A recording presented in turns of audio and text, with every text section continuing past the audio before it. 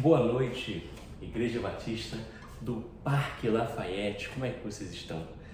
Como você está hoje, no dia 5 de abril de 2024? Eu estou muito feliz com você que está acompanhando aqui mais uma aula, nossa segunda aula aí sobre Abacuque. E aí nós damos continuidade à escola bíblica discipuladora dessa igreja. Eu queria mais uma vez agradecer a oportunidade de estar aqui e poder falar com você desse livro tão maravilhoso que é o livro de Abacuque. Agradecer também ao pastor Igor pela introdução, agradecer também pela essa oportunidade de estar aqui com vocês. Bem, o pastor Igor me disse que vocês fizeram aí a lição de casa, leram o capítulo 1, leram o artigo que eu mandei, gostaram bastante. Não tiveram dúvidas, acho que isso por algum lado pode ser bom, né? Que a aula pode ter sido então boa, né? Vocês devem ter gostado, não ficaram com nenhuma dúvida, isso pode ser muito bom. Ou a aula foi tão confusa que vocês não tiveram dúvida. Espero que não seja esse o caso. Mas estou muito feliz com vocês que estão aqui, vocês que estão aqui no chat, nos acompanhando ao vivo, a você que está acompanhando essa aula depois. A gente está muito feliz então de receber você.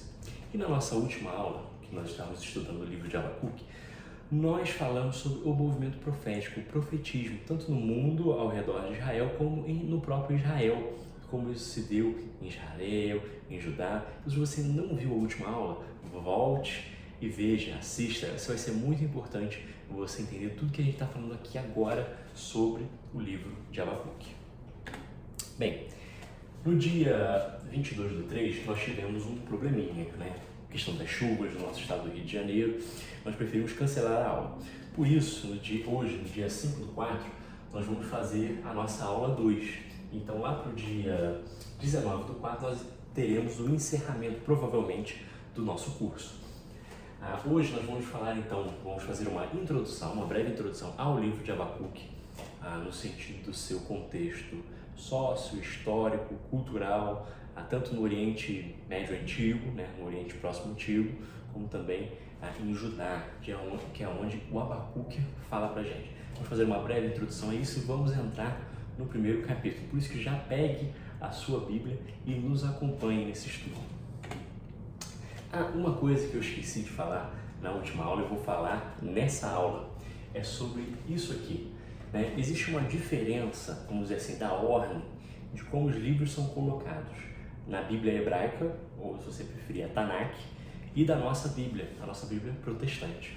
Por exemplo, a Tanakh, a Bíblia hebraica, que a gente conhece como Antigo Testamento, para os judeus, ela começa igualzinho o nosso, com o Pentateuco, que eles vão chamar de Torá. E depois temos os profetas. E esses profetas, que são os Neviim, ou os Neviim, eles se dividem em 2 grupos. São os profetas anteriores e os profetas posteriores. Os profetas anteriores são os nossos livros históricos. Josué, Juízes, e assim vai. Reis. Os profetas posteriores, aí são aqueles que a gente conhece, que é o livro dos 12 profetas menores, né? Abacuque, Naum, Amós, Joel. E também os maiores, né? Ezequiel, Jeremias e Isaías. E por fim temos os escritos, que são os Ketuvim. Daí que vem a palavra, nessa junção de Torá, Nevim e Ketuvim da Tanakh. Essa ordem é um pouquinho mais diferente que a nossa. Principalmente nessa última parte, a gente tem livros como Daniel, Esther, Salmos, Crônicas. Então é um arranjo bem diferente. Então a gente começa igual, o nosso Pentateuco começa com Gênesis, aqui começa com Gênesis, mas aqui o último livro é Crônicas, que é diferente do nosso último livro, que se trata de um profeta. Então, no nosso cânon, na nossa Bíblia, nós começamos com o Pentateuco, depois vamos para os livros históricos, e aí tem uma classe para os livros poéticos, né? Cantares, Jó, Provérbios, Salmos, e por fim, sim, aí os livros proféticos. Então, só para você ter uma ideia de que na nossa Bíblia os livros proféticos estão no final, e às vezes isso dá uma ideia um pouco errada, equivocada, que os profetas estão lá no final da história do povo, enquanto eles podem estar no século VI, no século VII, no século V, e aí a diferença entre eles na nossa Bíblia é apenas algumas páginas, e isso às vezes pode gerar estranheza pra gente.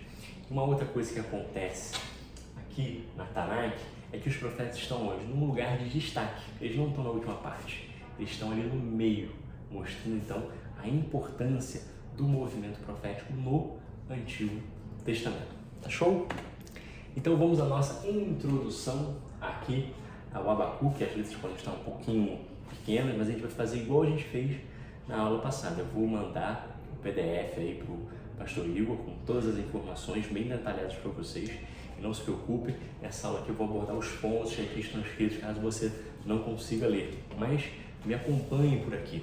Vou falar então do contexto internacional. O que estava acontecendo ali em volta de Judá? Vamos lembrar então que o povo que entrou na terra, né, que saiu do Egito, foi para a terra prometida, passado esse período aqui, né, de Davi, Salomão, chegou em Roboão, o reino se dividiu 10 tribos para o norte, a gente vai chamar de Reino do Norte ou Israel, e o Reino do Sul, que são 2 tribos, Judá e Benjamim, que a gente vai chamar então de Reino do Sul ou Judá.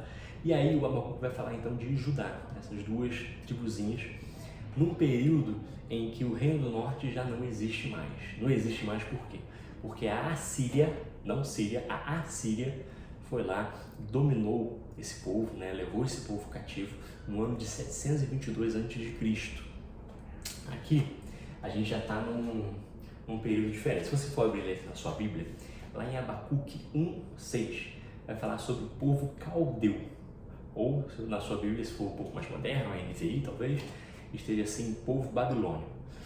Bem, o povo babilônio, o povo caldeu, na história nós chamamos eles de povo neo-babilônio, porque eles são um novo ramo dos babilônios que assumiu o poder. Existia a Babilônia anteriormente até a Assíria e tal, foi um reino que não prosperou depois de um tempo, aí vieram outros atores internacionais, Egito, Assíria, e nessa época aqui, em 600, no século VII ali, antes de Cristo, a Assíria, ela estava dominando ainda. Se lembra que ela em 722 deportou o povo então de Israel. Ela era uma força muito poderosa. Só que com a morte de um rei muito importante chamado Assurbanipal, o que acontece? Tem dificuldade na questão dos seus sucessores e isso vai gerar uma instabilidade muito grande para o reino da Síria. E aí, com isso, o Império Neobabilônico, o Império Babilônico, o Império Caldeu, ele então sai, né, vendo esse declínio do Império Assírio, ele sai então da tutela da Assíria. E depois depois que declara independência, lá em 626 a.C., que o Império começa a declinar lá em 627 a.C. da Síria. Eles declaram então a sua independência no ano de 626 e 10 anos depois, no ano de 616, eles já estão com força militar, então para ser ali, para combater a própria Assíria. E ele vai se tornar então a grande potência militar da época. Então o que eu estou querendo mostrar aqui é que na época que Abacuque está escrevendo, está acontecendo uma transição de poder. A Assíria, que era toda poderosa, agora está passando por problemas.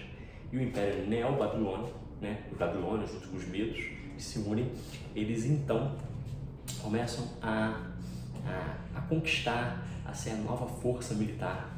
Tanto que no ano de 609, 608 a.C., vai acontecer 605, perdão. Em 605 a.C., a Síria já estava perdendo várias batalhas para a Babilônia, e aí o Egito vem em socorro da Síria, e na batalha de Carquemes, em 605 a.C., então um dos generais poderosos da Babilônia, você vai conhecer ele da sua Bíblia, o Nabucodonosor, tem uma vitória arrasadora contra o Egito, mostrando então, já nesse ano de 605, que existia uma força poderosa no mundo. E aí realmente muda a questão. Agora, pessoal, não, a Síria já ficou para trás, quem agora está no comando do mundo é a Babilônia. Derrotaram até o Egito e com a ajuda da Síria eles conseguiram. Então, a gente pode colocar aí, né, que nesse ano aí de 605, o povo de Judá já começa a ouvir, então, a falar que esse povo da Babilônia é um povo muito forte e pode começar a ter medo, tipo assim, se eles Eles quiseram derrotar a Síria e conseguiram. Tentaram derrotar o Egito e conseguiram. Se eles quiserem derrotar a gente, que é pequenininho, como é que vai ser? Então fica aquele, né, clima de tensão. E é o que vai acontecer lá em 597, né, nós já temos aí o primeiro cerco de Jerusalém realizado pelos babilônios. Depois vai vir uma série de deportações, culminando, né, na destruição do templo lá em 587, 586 a.C. Isso quer dizer, então, que da Batalha de Carquemes em 605 a.C. até a destruição do templo levou um pouco mais aí de 20, 30 anos. Como então esse povo então foi um povo aí arrasador e que dominou tudo à sua volta, como temos em alguns relatos bíblicos que você vai lembrar, por exemplo, do livro de Daniel sendo um desses que é deportado para a Babilônia. Bem, qual é o contexto então nacional? Quando a gente lê os primeiros versículos de Abacuque 1, 5, por exemplo, vai falar ali que o povo de Judá estava num momento caótico, conflituoso, de violência, da perda dos direitos humanos, das pessoas passando a perna uma na outra, um período aí de caos social, caos político, caos econômico. Como isso aconteceu? Bem, se você lembrar na sua Bíblia, existe um rei muito importante chamado Josias. E Josias foi um daqueles, sabe quando lá em Reis ou em Crônicas fala assim, surgiu esse rei, e esse rei não era segundo o coração de Deus? Pois é, o Josias era esse rei segundo o coração de Deus, esse rei bom. E aí ele começou uma série de reformas religiosas. E essas reformas religiosas foram muito importantes, colocando então aí o culto a Deus no centro e o povo se voltando para Deus. Só que o que acontece? Você lembra que eu te falei que teve aquela batalha da Babilônia contra o Egito? Então, quando o Egito estava indo a caminho de encontrar a Babilônia lá em Carquemes, o Josias ele foi lá, sem ninguém pedir, em Megido, foi lá e atacou o exército de Neco, que é o faraó do Egito. E aí, até o Neco fala para ele, não faça isso, para que ele vai lá e ataca, né? Esse rei bom, esse rei que estava ali reformando o culto e tudo mais, tem uma morte repentina. Uma guerra que ele não precisava batalhar, ele entrou e morreu. Isso acontece no ano de 609 a.C. E aí o seu filho, Jeoaquim, vai governar entre 609 e 605 a.C. E aí Joaquim é muito diferente do seu pai. E aí, quando ele reina, ele não foi logo o sucessor. Primeiro veio o Jeoacás, que dominou somente 3 meses, com a tutela sobre o Egito ainda. E aí depois veio Joaquim, que governou aí durante esse tempo aí de 609 a 605 a.C. e foi um reinado que não foi segundo o coração de Deus. Então, o povo sai de um reinado, de um líder que quer seguir a Deus e passa um que não quer seguir a Deus. E aí o povo, como essa reforma foi feita de Josias, de cima para baixo, não atingiu o coração deles. Então mudou o rei, mudou a cabeça do povo também. Então, a gente vê, para a gente datar Abacuque, qual data a gente pode botar Abacuque? Bem, a Babilônia já se torna um perigo, mas talvez não seja tão iminente como lá em 597, quando há o primeiro cerco. E também tem que ser mais ou menos na época em que há a transição entre Josias e Joaquim. Por isso, muitos autores datam que Abacuque seria escrito no ano 608 ao ano 597. É entre essas datas. E você pode pensar, nossa, mas é uma diferença aí de um pouco mais de 10 anos. Mas isso com escrito, até mesmo neotestamentário, olha que a gente está falando do Antigo Testamento, seria uma excelente datação. É com muita proximidade que a gente pode, então, datar Abacuque, nessa transição aí do século VII para o século VI a.C. na região de Judá. E quais informações que a gente tem desse tal de Abacuque? Quem era o Abacuque? E aí que está a nossa grande dificuldade, porque no começo do livro não tem aquilo que a gente costuma ver, né? É Jonas, filho de Amitai. Aqui o Abacuque, ele nem nos é apresentado, né? Tem só assim um oráculo, uma advertência que vem para Abacuque. E aí o significado, vamos procurar o significado do nome dele, né? Pode ajudar a gente, né? Jacó, enganador, então vai ajudar a traçar a história dele. O que acontece com Abacuque é muito diferente. Abacuque, até o seu nome, né, a gente não sabe muito bem o que significa. Pode significar tanto abraço, como pode significar também uma planta silvestre. Então, entre um e outro, não nos ajuda muito. Talvez, alguns falam, que seja uma pessoa bem educada, no sentido assim de teve um bom estudo. Então ele pode ser algum membro da corte, ou algum membro do templo de Jerusalém, talvez. Né? Alguns falam até que ele poderia ser um levita, já que o capítulo 3 de Abacuque se trata de um salmo, né? Coisa cantada, algo para o louvor. Mas fica a nossa dúvida, a gente não saber, né, muito sobre a figura do Abacuque. E aí a gente vai ter que então, para conhecê-lo mais, temos que ver o seu livro. E é aí que a gente vai então para a primeira parte de Abacuque, que é Abacuque 1, de 1 a 4. Opa! Espera aí, gente, defeitos especiais. Eu vou passar aqui para o texto bíblico. Vai abrindo a sua Bíblia aí em Abacuque 1, de 1 a 4.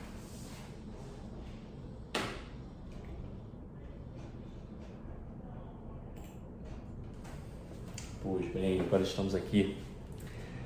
Abacuque 1, de 1 a 4. A advertência do profeta Abacuque. E aqui, a palavra usada no hebraico, se não me engano, é massá. E massá pode ser oráculo, pode ser advertência, como está aqui na NVI, mas pode ser também peso, né?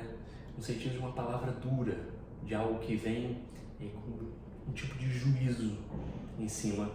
Geralmente a palavra massá é usada para oráculos contra outros povos, não para trazer juízo, e não para o povo de Deus. Então é muito estranho que Abacuque já comece com essa palavra, né? Massá. Então advertência, peso, oráculo, essa mensagem que você recebeu de Deus, do profeta Abacuque. E aqui, no versículo 2, você já vai reparar uma diferença, né? Geralmente os livros de profeta começam assim, assim disse o Senhor a não sei quem. Aqui não, começa o Abacuque falando suas próprias palavras, vai ser uma dúvida que Abacuque vai falar para Deus. Olha só esse questionamento de Abacuque. Até quando, Senhor, clamarei a Ti por socorro, sem que Tu me ouças? É no sentido assim, Senhor, você está demorando, você não está vendo o caos que está acontecendo aqui em Judá? Até quando gritarei a Ti violência, sem que tragas a salvação? A palavra que está aí como violência é aquela mesma usada lá no comecinho do Gênesis, quando fala que o Senhor destruiu a terra na época de Noé por causa da violência do povo. Então Abacuque está falando assim, naquele tempo você se preocupava das pessoas serem violentas, mas e hoje?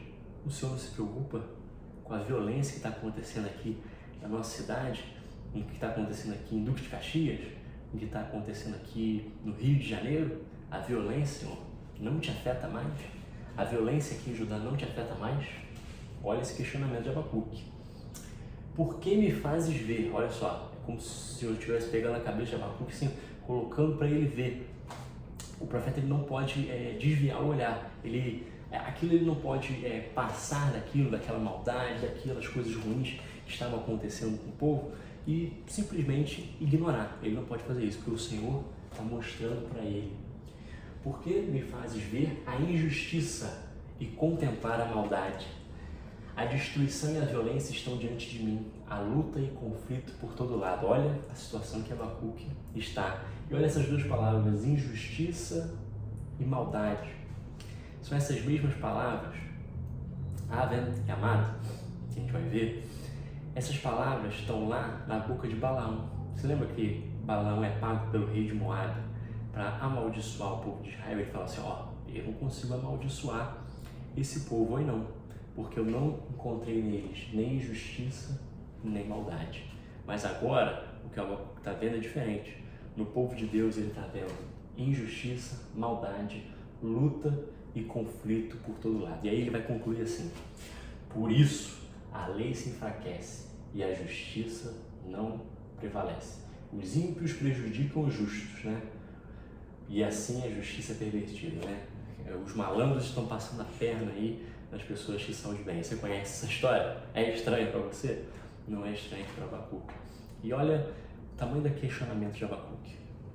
Por isso a lei se enfraquece. E você sabe que a palavra para lei é a mesma palavra, mas tem dois significados. Tem a lei jurídica e tem a Torá. A Torá também tem as leis, né, jurídicas e tudo mais. Mas a Torá, que a gente também traduz por lei, é a mensagem que Deus enviou ao seu povo. É a revelação que Deus enviou para o seu povo. Então Abacuque está meio que falando assim, a Bíblia não está mais servindo de nada, Senhor. Olha só, com tanta maldade, com tanta gente ruim, com tanto caos, as pessoas não estão ligando mais para a sua palavra. E o Senhor vai ficar aí de braços cruzados, parado?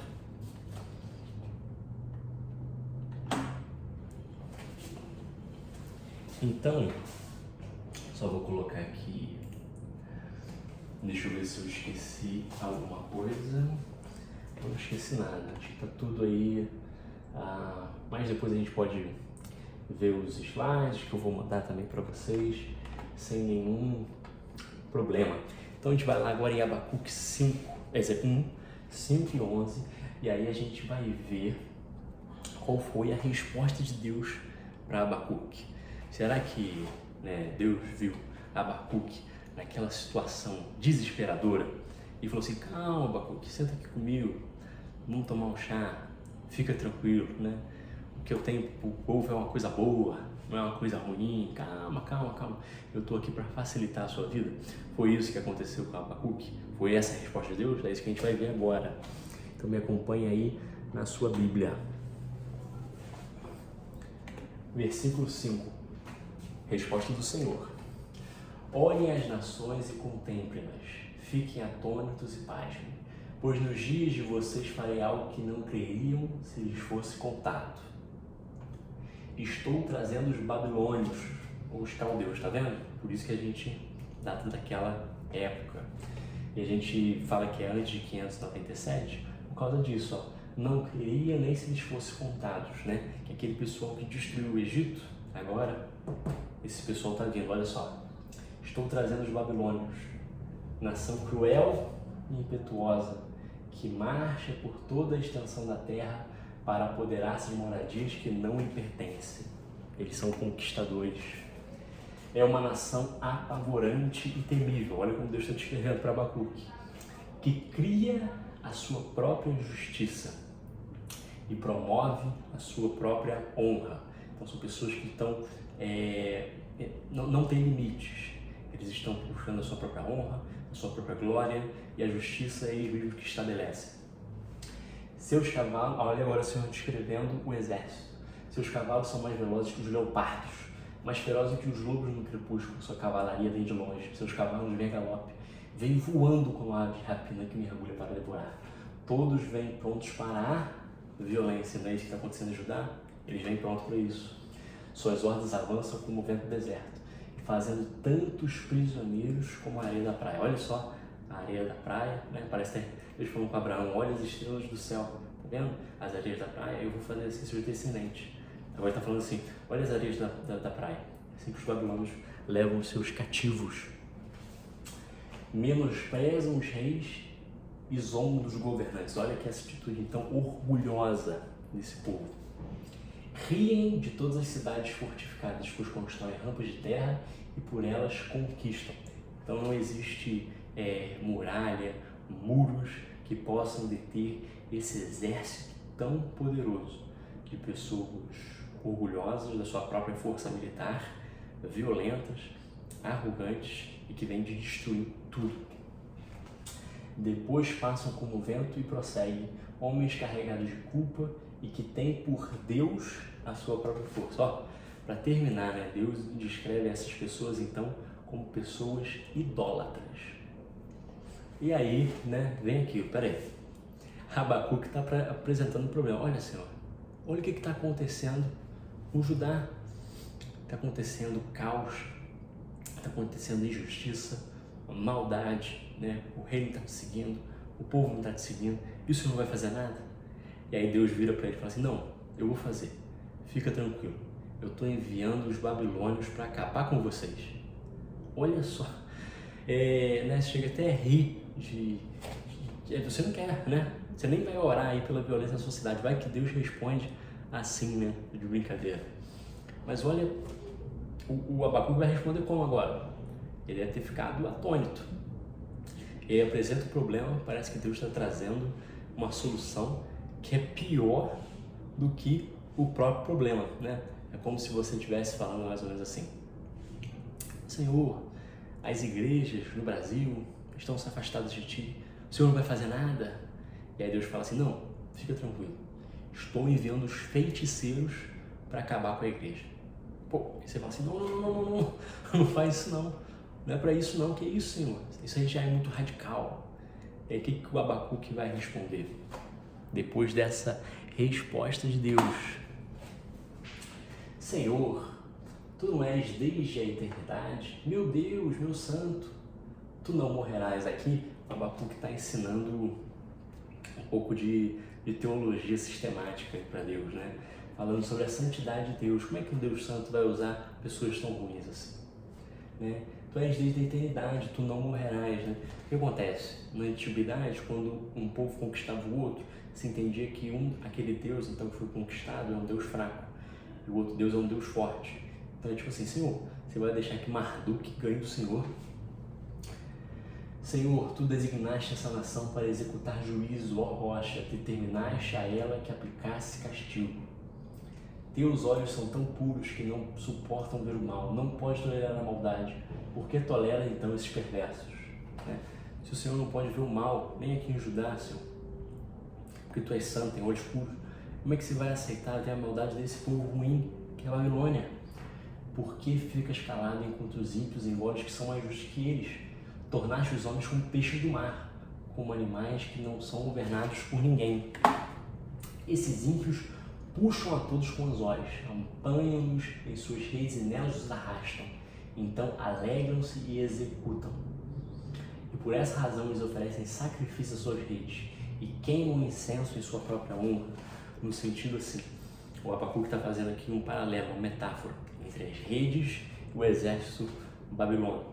E eles então são adoradores, são ímpios da sua própria força, da sua própria honra, do seu poderio militar. É sobre o poderio militar que eles se estabelecem, não sobre o Deus justo. E o Senhor vai usar eles, pois graças às suas redes vivem em grande conforto e desfrutam iguarias, mas continuará eles esvaziando a sua rede, destruindo sem misericórdia as nações. Senhor, essa conquista da Babilônia, ela vai até onde? Ela não vai parar? O Senhor vai usar então essas pessoas injustas para destruir o teu povo? Mas o Senhor não é justo? O Senhor não é santo? E aí apresenta um problema, né? Deus, que é justo, pode usar um instrumento injusto, pessoas ruins, como a Babilônia, para executar os seus propósitos? E aí no 2:1, versículo 2:1, Abacuque vai falar assim: ficarei no meu posto de sentinela e tomarei posição sobre a muralha. Assim como o sentinela ficava na muralha, né, esperando o sol raiar, o dia começar, e vigiando a todo momento, Abacuque vai ficar da mesma maneira. Aguardarei para ver o que ele me dirá e que resposta terei à minha queixa. Então, como é que Deus vai responder e resolver essa última questão aí de Abacuque? Então, recapitulando, Abacuque chega com queixas, e queixas sinceras.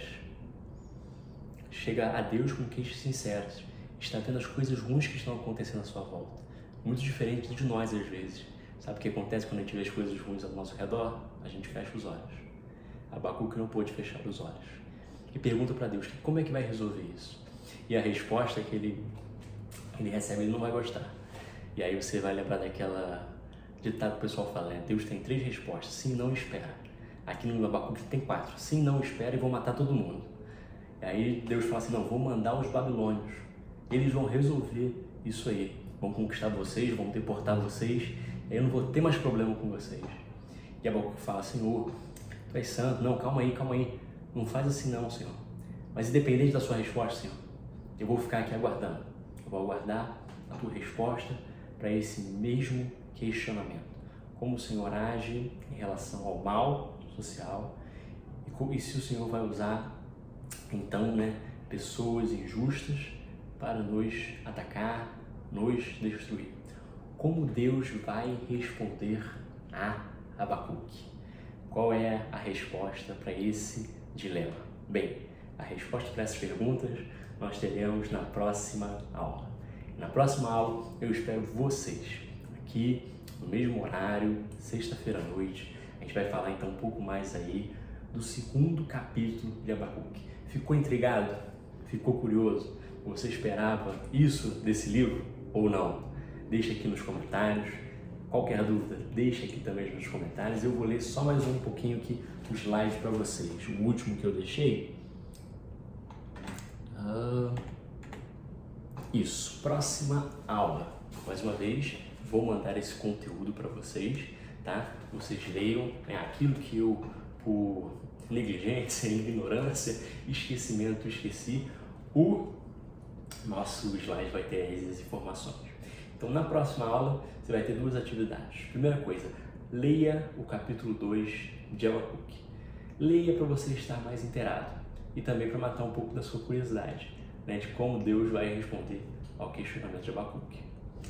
A nossa segunda tarefa, eu vou mandar mais um artigo. E aí esse artigo vai tratar do capítulo 1, de 1 a 4, que a gente viu aqui com mais detalhes, para você também ler e se aprofundar nesse livro e se aprofundar nesse curso. Que esse curso aí possa trazer muito conhecimento, enriquecimento e intimidade entre você e o nosso Senhor.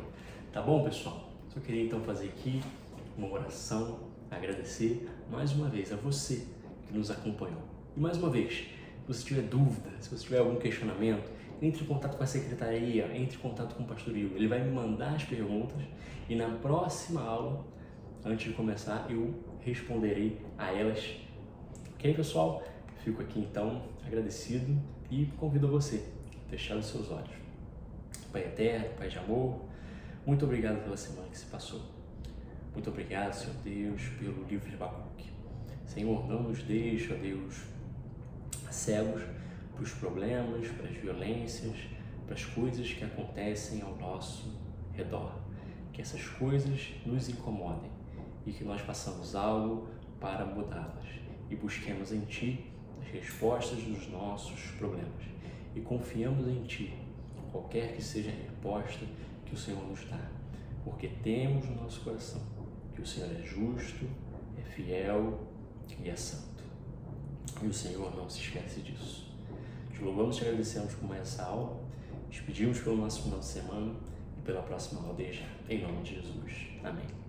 Amém, pessoal. Passo aqui então a palavra ao nosso pastor Igor e, mais uma vez, uma boa noite. Fiquem com Deus e até a próxima.